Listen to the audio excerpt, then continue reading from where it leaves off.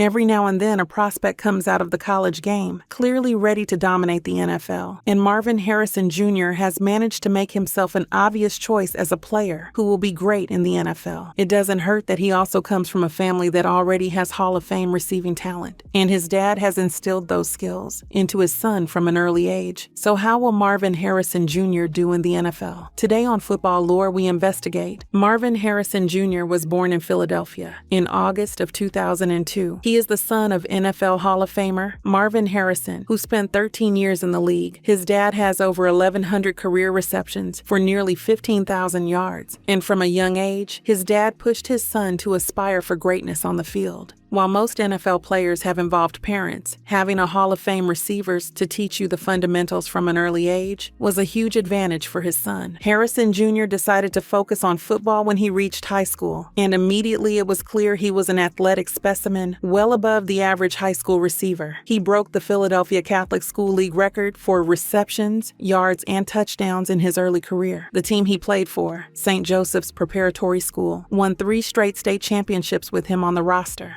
Obviously, setting records, winning championships, and being the son of a Hall of Famer got plenty of college's attention. Despite having options, he decided to attend Ohio State University alongside his college quarterback, Kyle McCord. It was here he would again set himself apart as an elite-level prospect after spending his freshman year in a backup role to learn the system. In the bowl game of his freshman season, Harrison had a monster game where he caught 6 passes for 71 yards and 3 touchdowns. With the more experienced receivers on the roster graduating, he was clearly going to become the primary option, and with a year of experience, he did even better than many could have expected. He lit the fields on fire in 2022, becoming an All-American, but his performance in the 2023 season was even better. He won the Biletnikoff Award and had a 14-touchdown season. Obviously, coming off of 2 incredible seasons, it made more sense for him to declare for the draft than to stay for his senior year, and that is exactly what he did. Sure, he didn't run at the combine, and he didn't work out at his pro day, but he is by far the #1 receiver on most people's draft boards going into this year. Obviously, strong performances at a school like Ohio State University is a testament to his ability, but we've seen plenty of receivers from these schools not pan out in the league. What makes Harrison different? His biggest strength is his route running ability. Obviously, his father was known for running some of the cleanest routes in NFL history, and since his son has had a lifetime to learn from him, he has gained the same skill. While some receivers have trouble selling their route to defenders and even lack commitment on plays where they're not a primary option, Harrison Jr. runs every route like he is about to catch a touchdown. This gives defenses trouble when it comes to coverage. There is no obvious sign something is about to be a run play. There is no obvious sign that he is about to make a move to lose coverage. He runs every play with an impressive amount of consistency in terms of effort. It also helps that he is not a diva when it comes to the game. The receiver position is known for having difficult to work with players. They tend to be a bit on the dramatic side, and some even seem to care about media attention rather than ending up in the end zone. Harrison Jr. is the exact opposite. He doesn't do a lot of interviews, and he doesn't go to the media to complain about the state of the offense.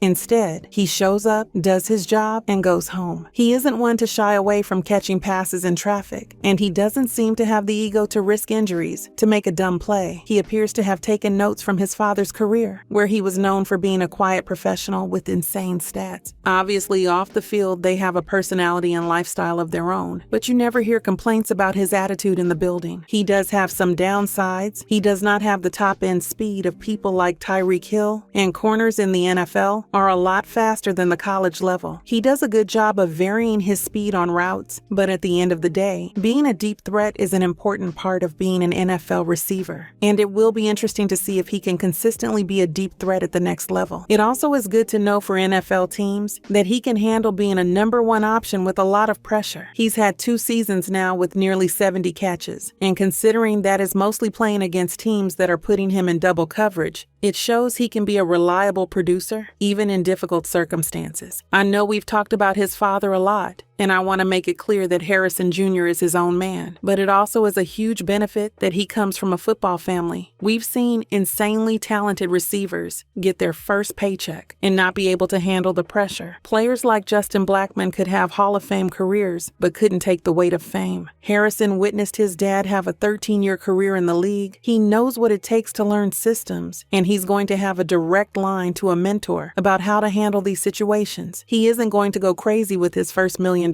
He grew up around that stuff every day. The focus for him is going to be primarily on football, because the typical trappings we see derail players aren't things that are new to him. The issues Harrison is going to have adjusting to the NFL primarily boil down to the same things that caused him issues in college. Sometimes his cuts aren't as clean as they should be, and he isn't known for being able to make deep plays or run after contact. Most of the time, as soon as he encounters a defensive player, he goes down. Yards after contact is incredibly weak for a receiver of his size. This doesn't mean he isn't worth drafting, but it is something he will have to adjust to. In college, he is a good enough athlete where he can get away with things here or there, but a sloppy cut or a lack of ball security in the NFL will be exploited immediately. There is no player in the league that he is going to be able to just bully with his athleticism. Everyone there was the best player on their college team too. One of the things that will have a huge impact on his NFL career that is totally out of his hands is where he ends up. Receivers aren't in a position to pull an Eli Manning and refuse to play for a team. And there are some teams in the top 10 this year that would really suck to end up on for Harrison. The Bears are obviously going to take Caleb Williams, and if he is left with the 9th pick, then I think Harrison is a no-brainer. The Bears are a bad franchise, but at least he would have someone to throw it to him. The Commanders and Patriots wouldn't have anyone to throw him the ball anyways. The first team that would make sense to draft him would be the Cardinals, which would be a good landing spot. They have Kyler Murray to throw the ball. If the Cardinals go a different direction, then really he needs the Chargers to take him with the 5th pick. That way he can have Justin Herbert and Harbaugh to build around. If he slips past the 5th pick, then he is going to end up on the Giants trying to catch passes from Daniel Jones, which I wouldn't wish on my worst enemy. The Titans aren't in a great spot either. And while the Falcons could be promising, none of these options are nearly as appealing as the Cardinals and Chargers would be. We all know that in the current NFL,